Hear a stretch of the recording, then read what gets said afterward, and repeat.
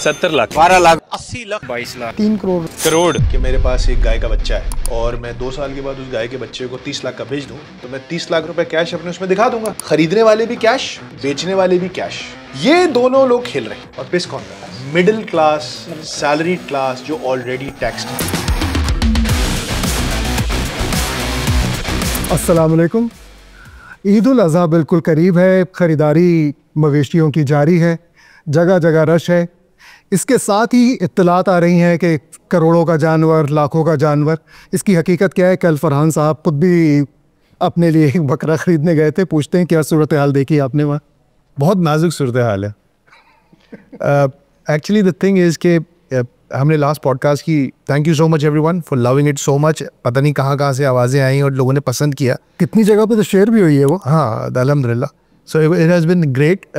लेकिन देखो, मकसद ये नहीं है, मकसद हमारा एक है, चाहे एक आदमी को बात समझ में आए या 1 अरब लोगों को बात समझ में आए। मकसद बड़ा सिंपल है, और कि हम लोगों को एक डिफरेंट पॉइंट ऑफ व्यू दें चीज़ों के बारे में, और हम एक भेड़ चाल का शिकार ना हो। हुआ दरअसल ये जुल्फी कि हमारी लास्ट पॉडकास्ट हुई, उसमें हमने एक लोगों के सामने एक थीसिस, हाइपोथेसिस रखा था। हाइपोथेसिस क्या था हमारा? कि ये जो जानवर आते हैं ये ख़रीदते भी कैश वाले हैं और बेचते भी कैश वाले हैं, और इन दोनों कैश लोगों की ट्रांजैक्शन के अंदर मिडिल क्लास, सैलरी क्लास तबाह बर्बाद हो रही है। उनको मिडिल क्लास का कौन सोचता है? उनको तो वैसे ही पिस रहे हैं। हाँ, मैं कह रहा हूँ ना, लेकिन दैट वाज अ हाइपोथेसिस। फिर हमने किया क्या कि पिछले 1 हफ्ते में जब से पॉडकास्ट ऑनलाइन गई तो मैं खुद भी बहुत जगहों पे घुमा फिरा, और फिर हमने अपने कॉरेस्पॉन्डेंट्स को, टीम मेंबर्स को भी कराची के मुख्तलिफ इलाकों में, गुलिस्तान जौहर में, गुलशन में, DHA में, मुख्तलिफ जगहों पे भेजा कि जहाँ पे बहुत ही रौनक मेला लगा हुआ है। तो वो रौनक मेले के पसे पर्दा किरदार कौन है? जानवर तो नज़र आ रहे हैं, लेकिन उन जानवर के जो मालिकान हैं वो कौन है, कौन लोग, किस तरह के लोग हैं जो लेके आ रहे हैं। और जुल्फ़िकार, बहुत ही खौफनाक, जो आज हम इस पॉडकास्ट के अंदर, इस वीडियो के अंदर लोगों को बताने जा रहे हैं, बड़ी खौफनाक किस्म की फाइंडिंग्स है। मतलब मुझे याद है जब मैंने ये बात की थी तो हसन ने एक जुमला कहा था कि इसका मतलब है 2 नंबर पैसा है। तो मैंने उस वक्त भी ये कहा था कि नहीं, ये हम हतमी तौर पर नहीं कह सकते, लेकिन कम से कम ये कह सकते हैं कि ये लोग प्रॉपर्ली टैक्स नहीं है। लेकिन मैं चंद एग्जाम्पल्स आपके सामने हैं जो मैं शेयर करने के लिए यहाँ बैठा हूँ, जो रेवलेशंस हैं हमारी रिसर्च की 1 हफ्ते की। वो ये हैं कि हमने 3-4, वो कहते हैं ना, आप हर जगह जाके नहीं देखते, आप वो 1-2 दाने उठा के चेक करते हैं ना, देख का एक चावल। हाँ, देख का एक चावल निकाल के आप देखते हैं कि पक गया है कि नहीं। तो हमने बेसिकली किया ये कि हमने कराची के अंदर एक गुलशन के इलाके में एक ग्रीन स्ट्रीट है जी, उस तरफ भेजा अपने नुमाइंदे को। फिर एक और जगह घास मंडी है, उधर भेजा, जहाँ पे बहुत रश और शोर गोगा हो रहा है जानवरों का, और 10 लाख, 20 लाख, 40 लाख, 50 लाख, 70 लाख के जानवर की बात हो रही है। और फिर हमने गुलिस्तान जौहर भेजा, जहाँ पर मेरे ख्याल से इस वक्त कराची का सबसे बड़ा मेला कॉन्टिनेंटल बेकरी के अकब में लगा हुआ है। और जो हमारी फाइंडिंग्स हैं, इसी तरह कराची के अंदर, जौहर के अंदर ही एक KDA ओवरसीज सोसाइटी है, वहाँ पे भी बड़ा ज़बरदस्त मेला सजा हुआ है। तो हमने इन जो 3-4 मेलों का सैम्पलिंग की और वहाँ पर अपने कॉरेस्पॉन्डेंट्स को भेजा और पता किया, तो बड़ी ज़बरदस्त हमारे पास मालूमात सामने आई। सर शेयर करें। जो सबसे बड़ी इंफॉर्मेशन है वो मैं आगे के लिए रखता हूँ। सबसे पहले हम स्टार्ट करते हैं कि हमारे जो कॉरेस्पॉन्डेंट पहली जगह गए और वहाँ पे एक साहब की उन्होंने वीडियो बनाई है, मैं वो चाहूँगा कि हम इस पर प्ले करें। तो पहले आप लोग देखें कि वो साहब अपने जानवरों के बारे में क्या कह रहे हैं, और फिर उनसे हमारे कॉरेस्पॉन्डेंट बहुत आसानी से, प्यार मोहब्बत से एक सवाल किया कि अच्छा आप करते क्या हैं? तो उनका वो जवाब आप ज़रा सुने, फिर मैं आगे बढ़ूँगा। माशाल्लाह से आपने बताया कि आपको इतनी पॉज की तो पड़ गई। आपका प्रोफेशन क्या है? यार हमारा प्रोफेशन भाई, हमारा कुछ काम गरम मसाले का है और प्राइस बॉन्ड का हमारा काम है। अल्लाह का शुक्र, हमारा अपना बिजनेस है और ये हमारा शौक़ है जो है कर लेते हम लोग। प्राइस बॉन्ड का काम करते हैं मौसूफ। प्राइस बॉन्ड का काम है। प्राइस बॉन्ड का काम क्या काम है और इस काम के अंदर कितना टेक्स्ट है? Price bond is an instrument to hold cash, you know that. और अभी तक प्राइस बॉन्ड मेरे ख्याल से मुझे इसके बारे में 100% इन्फॉर्मेशन नहीं है, लेकिन जो मेरी इन्फॉर्मेशन थी कि कोशिश की गई थी कि प्राइस बॉन्ड्स को ख़त्म कर दिया जाए। लेकिन इस वक्त क्या स्टेटस है मुझे नहीं पता, लेकिन ये मौसूफ अपनी ज़बान से बता रहे हैं वो क्या काम करते हैं। अगेन, ये एक ऐसे सेक्टर में ऑपरेट कर रहे हैं, रिटेल सेक्टर में, और प्राइस बॉन्ड सेक्टर में कि जो कि बहुत प्रॉपर्ली टैक्स नहीं है। अच्छा, ये कितना टैक्स है मैं आपको बताता हूँ। उसके बाद थोड़ा आगे बढ़ते हैं। केडी ओवरसीज़ के अंदर एक नहीं 2 मेले लगे हुए। अच्छा, मैं कोशिश करूँगा कि मैं यहाँ नाम ना लूँ, सिर्फ उनके काम बता दूँ कि वो लोग क्या काम करते हैं, ताकि जो लोग सुन रहे हैं और वो मोहल्लेदार हैं वो खुद ही समझ जाएंगे। तो केडी ओवरसीज़ के 2 मेले लगे हुए। उनमें से एक मेला एक फार्म टाइप का जो माहौल बना हुआ है, वो बना हुआ है एक साबिक डीजी है किस इदारे के, सिंध बिल्डिंग कंट्रोल अथॉरिटी, माशाल्लाह, जो माशाल्लाह इंतहाई ईमानदार, दयानतदार ईमानदार, सिंध हुकूमत के दयानतदार तरीन डिपार्टमेंट के एक ऐसे ओहदे पर रहे हैं जो कि उसका डीजी था। और ना सिर्फ उस ओहदे पर रहे बल्कि उस ओहदे से उनको हटाया गया है सुप्रीम कोर्ट की जानिब से। वो इतने ईमानदार और दयानतदार थे कि सुप्रीम कोर्ट ने कहा नहीं नहीं नहीं यार, इतना ईमानदार और दयानतदार आदमी सरकार क्या कर सकते, नहीं नहीं नहीं आप मिसफिट हैं, तो उनको वहाँ से सुप्रीम कोर्ट ने हटाया। अच्छा, उसके बाद ये तो हाल है कहाँ का, केडी ओवरसीज़ का। अच्छा, अब थोड़ा सा केडी ओवरसीज़ से जौहर के अंदर ही रहते हुए, जो मेरे ख्याल से इस वक्त कराची का सबसे बड़ा मेला मवेशियां लगा हुआ है, वो है कॉन्टिनेंटल बेकरी के अकब में। जी, नाउ कॉन्टिनेंटल बेकरी के अकब में जो मेला लगा हुआ है ये बड़ा इंटरेस्टिंग है, क्योंकि इस मेले का जो बराह रास्त, जो जिनकी आपने वीडियोस भी देखी होंगी, अक्सर अगर आप सर्च करें आपको नजर आ जाएगी, तो वो जो साहब हैं जो नजर आ रहे हैं वो तो जो है वो है, लेकिन जो उनके वालिद साहब हैं और जो उनके पीछे शख्सियत है वो भी सिंध बिल्डिंग कंट्रोल अथॉरिटी के एक डायरेक्टर, बहुत ही दयानतदार असिस्टेंट डायरेक्टर हैं। और उन असिस्टेंट डायरेक्टर साहब के बारे में अगर आपको मैं बताऊं तो 2018 में एक इंक्वायरी हुई, जिस इंक्वायरी के अंदर एसबीसीए ने खुद, SBCA takes action against officials patronising builders mafia, उन पर एसबीसीए ने भी कहा कि यार आप तो पुरुष ही नहीं महापुरुष हैं, महापुरुष।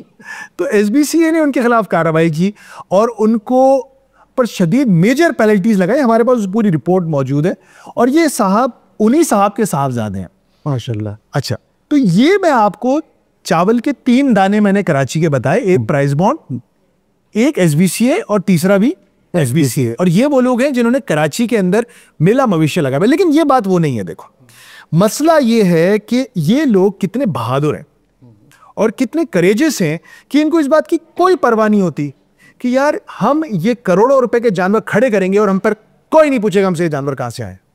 सर कौन पूछेगा? यही वो सवाल है। जिस तरह दो लोग पूछ सकते हैं ना, मैं बता रहा हूँ ना। देखो, दिस इज मैं वीडियो क्यों कर रहा हूँ, 2 लोगों को ये सवाल करना चाहिए। एक तो वो अवाम जो भेड़ बकरियों की तरह, तमाशबीनों की तरह वहां पर पहुंचते हैं, एंटरटेनमेंट स्टाफ्ड, मतलब हर चीज को एंटरटेनमेंट बना लेते हैं हम। तो आपकी कोई मोरालिटी है कि नहीं कि यार मतलब मैं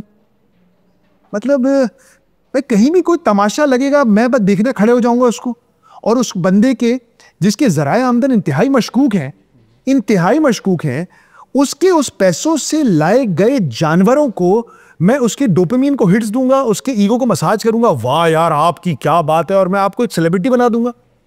मैं आपको फिर याद दिला दे चलो कि जब रसूल करीम सल्लल्लाहु अलैहि वसल्लम के ज़माने में, मतलब उनकी नबूवत से पहले, जब बैतुल्ला की तामीर हो रही थी, और ज़माने जाहिलियत जिसे कहा जाता है उस ज़माने की बात है, तो जब बैतुल्ला की तामीर हो रही थी तो कुरैश ने हतीम का हिस्सा खाली छोड़ दिया, क्योंकि उनके पास हलाल आमदनी ख़त्म हो गई थी। बिल्कुल, वो मुसलमान नहीं थे उस वक्त, वो अरब थे जिनके बच्चों को और बीवियों का नहीं पता होता था, जो दौरे जाहिलियत बदतरीन इखलाकी दौर कहा जाता है।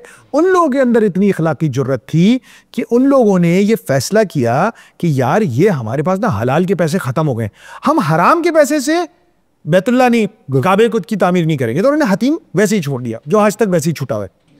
तो एक तो बात ये हो गई कि हमारी आवाम के अंदर मोरालिटी कहाँ है, और वो ये चीज़ क्यों नहीं देखते कि ये जो नज़र आ रहा है इसके पीछे क्या है। सर आवाम को तो मालूम ही नहीं है ना कि वो है कौन, नहीं हम करता क्या है, तो पूछते क्यों नहीं है। ये हमारी मोरालिटी का सवाल होना चाहिए ना। तमाशा लगा है, तमाशा देख, वही मैं कह रहा हूँ ना। तो इंटरटेनमेंट है आपकी जिंदगी का वाहिद मकसद, कोई मोरालिटी नहीं है। ये महंगे एक मोरालिटी का क्राइसिस है जनरल पब्लिक के अंदर। लेकिन उससे बड़ा मसला क्या है, इस साल हमारा फेडरल बोर्ड ऑफ रेवेन्यू अपना annual tax target 1 trillion rupees से मिस करने वाला है। 1 ट्रिलियन रुपीज से। पाकिस्तान का टैक्स टू जीडीपी रेशियो दुनिया के बदतरीन ममालिक में शुमार होता है, 10% के आसपास है। और इस साल जो साल चल रहा है, जो अभी खत्म होने वाला है 1 महीने में, फिस्कल ईयर, उसके 11 महीनों में यानी कि मई के आखिर तक सैलरीड मिडिल क्लास ने जो मुकम्मल टैक्स देने पर मजबूर है, मैं कहूंगा, उन्होंने 500 अरब रुपए का टैक्स दिया है। सबसे ज्यादा 500 अरब रुपए। इसको पर्सपेक्टिव में रखते हैं। रियल एस्टेट का कारोबार करने वाले लोगों ने, रियल एस्टेट में पैसे घुमाने वाले लोगों ने टोटल 68 अरब रुपए का टैक्स दिया है। 68 बिलियन रुपीस। कितना कम है उससे तकरीबन 1/6 या 1/7 है। ठीक है। और नीचे आते हैं रिटेलर्स, ताजिर तबका, दुकानदार, कितना टैक्स दिया है? 30 billion rupees. 16 times less than the salaried individuals. उससे आगे आके होलसेलर्स, थोक का कारोबार करने वाले, 22 अरब रुपए। यानी कि अगर रियल एस्टेट, रिटेल और होलसेल, ये तीनों लोगों का टैक्स मिला दिया जाए तो इन तीनों लोगों ने मिलकर हमारे आपके जैसे सैलरीड इंडिविजुअल्स के मुकाबले में 1/4 टैक्स दिया है। मतलब उन लोगों ने अगर 400 रुपए टैक्स दिया है तो उन लोगों ने 100 रुपए टैक्स दिया है। और फिर ये 100 रुपए वाले ये 5-5 करोड़ के जानवर लाते हैं जी, जिनके जराए आमदन का पता नहीं है, जिनकी कम से कम टैक्स नहीं है। मुझे तो अब यही नहीं पता कि वो जराए आमदन भी ठीक है कि नहीं है, लेकिन लेट्स अज्यूम कि अगर वो ठीक भी हैं तो कम से कम टैक्स नहीं है। वो लोग ये 4-5 करोड़ के जानवर लाते हैं, मार्केट के रेट ऊपर करते हैं, आवाम को एहसास से कमतरी में मुब्तला करते हैं, मुआशरे के अंदर एक खामखे की बेचैनी और हेजान पैदा करते हैं, and they get away with it every year. This needs to stop. मेरे ख्याल से एक आम जो लोअर मिडिल क्लास या मिडिल क्लास, उसके लिए तो गाय का गोश्त तो मेरे ख्याल से, देखिए हमारी आवाम के लिए ना, जो मिडिल क्लास है, उसके लिए गाय का गोश्त खाने से ज्यादा एक चीज ज्यादा जरूरी है, उससे भी ज्यादा एक चीज जरूरी, वो है सोचना। जिस दिन आपने सोचना शुरू कर दिया, सवाल करना शुरू कर दिया कि भाई ये ऐसा क्यों है, आपके पास ये पैसा कहां से आया, आपके पास ये एंटाइटलमेंट कहां से आई, आपके पास ये इख्तियार कहां से आया, तो उस दिन पाकिस्तान की तकदीर बदल जाएगी। बिल्कुल एज सिंपल एज दैट। लेकिन सर एक चीज़ है कि देखो, एक आई एम सॉरी, मैं इसको कोरिलेट करता हूँ। सलमान फारूकी का केस देखा तुमने? बाय द वे मैंने सुना है कि उसकी सुलह भी हो गई है, लेकिन आपने बहुत आउटरीच देखा। देखो, ये आउटरीच सिर्फ सलमान फारूकी के ऊपर डायरेक्टेड नहीं था, ये एक सोसाइटी के अंदर एक पेंट अप एंगर है, फ्रस्ट्रेशन है अबाउट रिगार्डिंग द सिस्टम। बिल्कुल ऐसा ही है। और अगर लोगों की इस पेंट अप फ्रस्ट्रेशन को सिविलाइज्ड डेमोक्रेटिक मींस नहीं मिले बाहर आने की, तो फिर ये बहुत खतरनाक भी हो सकती है। सर फिलहाल जो लग रहा है यहाँ जो हालात हैं, वो तो मरे हुए सौदर्रे पड़े जा रहे हैं। कोई एक और लाइन बना दी कोई सुनने को तैयार है नहीं किसी की तरफ भी। और वो आवाम का भी जो रवैया आप कह रहे हैं कि जो तमाशबीनों वाला रवैया है, सवाल क्यों नहीं करते और ऐसे लोगों को बॉयकॉट क्यों नहीं करते कि भाई कुर्बानी अगर घर के मेंबर 6-7 ही होते हैं ना, एक गाय काफ़ी है उसके लिए, आप हट से 2 बकरे भी काट लें कि अपने आवाज़ के भी कर दें। लेकिन ये तो सर पूरे जो ये रेवड़ लगाए थे इन्होंने, ये कहाँ का इंसाफ है, कौन सा कानून है ये? देखो, ये सोशल इंजीनियरिंग होती है, उसके बारे में पहले ही बात कर चुका हूँ। पीपल जो चीज़ देखते हैं, देखिए आप कभी हम समोसे पकौड़े मंगवाते हैं तो अगर खराब तेल में पकड़े हुए समोसे पकौड़े आ जाते हैं ना, तो तेजाबियत हो जाती है। बिल्कुल ऐसा ही है। यानी कि what you consume effects you. बिल्कुल ऐसा। तो आप मुझे बताएं, जो मीडिया आप कंज्यूम कर रहे हैं, जो वीडियोस आप देख रहे हैं, वो आपको इफेक्ट नहीं कर रही। एक और इसकी बहुत ही खौफनाक एग्जाम्पल रिसेंट दिनों के अंदर, ये जो सना यूसुफ बच्ची का मर्डर हुआ है, classic example of social media indoctrination. वो लड़का, वो पागल आदमी, खुद भी वो 21-22 साल का है, वो फॉर्च्यूनर गाड़ी रेंट पे लेके उस लड़की के पास आता था उसको इंप्रेस करने के लिए, क्योंकि सोशल मीडिया ने एक फेक दुनिया क्रिएट की है। उसमें आप फिल्टर लगाएं, हर आदमी गोरा चिट्टा है, सुर्खो सफेद है, हर आदमी खुश है, हर आदमी अमीर है, एटलीस्ट नजर आता। तो उस दुनिया के अंदर सब अच्छा है। अरे सर, अब जाहिर बात है इनकी ये करोड़ों की कीमतें रोज़ सोशल मीडिया पे भी और इलेक्ट्रॉनिक मीडिया न्यूज़ पे भी ये खबरें आ रही हैं 2 करोड़ की गाय आ गई। और ये एफबीआर को नज़र नहीं आता सर? यही तो मैं पूछ रहा हूँ भाई कि इसको दो लोगों को देखने की जरूरत है, सरकार को और आवाम को। वो दोनों कॉल आउट करें कि हम रफ्तार में we are a movement for social change. हम क्या कर सकते हैं? हम लोगों के ऊपर FIR नहीं काट सकते, हम लोगों के खिलाफ इंक्वायरियां नहीं कर सकते, हम सिर्फ आपको इन्फॉर्म कर सकते हैं कि पार्टनर देखो यार, हमने थोड़ी बहुत तहकीक की है, हमारे सामने ये 2-4 मोटी मोटी बातें आई हैं, बाकी आप खुद तहकीक करें, पूछे ना, सवाल करें। यार अच्छा, बड़े जानवर तो बड़े अच्छे, करता क्या है, जरा पूछना तो शुरू करें, जरा देखें क्या जवाब आते हैं। बोले कैसे ले लिए तुमने? एक लोग ये सवाल क्यों नहीं करते, ये कैसे हुआ, ये कैसे आ गया प्लॉट, कैसे बन गया घर? देखिए, मैं इस पूरी चीज को समराइज कर दूं इन 1 मिनट। जो पिछली पॉडकास्ट हमने की थी ये कैसी कुर्बानी है, उसमें हमने एक हाइपोथेसिस पेश किया था कि हमें ये लगता है कि जो लोग ये 50 लाख 70 लाख 1 करोड़ और ये मेला मवेशियां सजा रहे हैं कराची की सड़कों पे, इनके जराए आमदन मशकूक है। बिल्कुल है। और कोई आदमी जो टैक्स स्टेट में है और प्रॉपर्ली डॉक्यूमेंटेड है, वो इस तरह के अड़ल्ले तड़ल्ले नहीं कर सकता।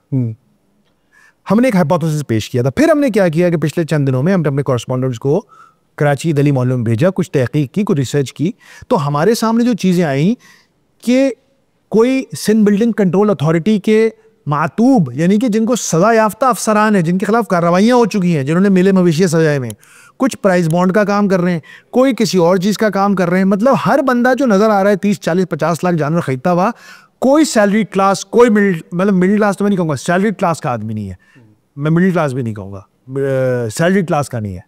सैलरी क्लास में अपर क्लास के भी लोग होते हैं, कोई ऐसा आदमी नजर नहीं आया। अगर आपको नजर आया तो बताइए। एक चीज, हमारा हाइपोथेसिस सही साबित हो गया।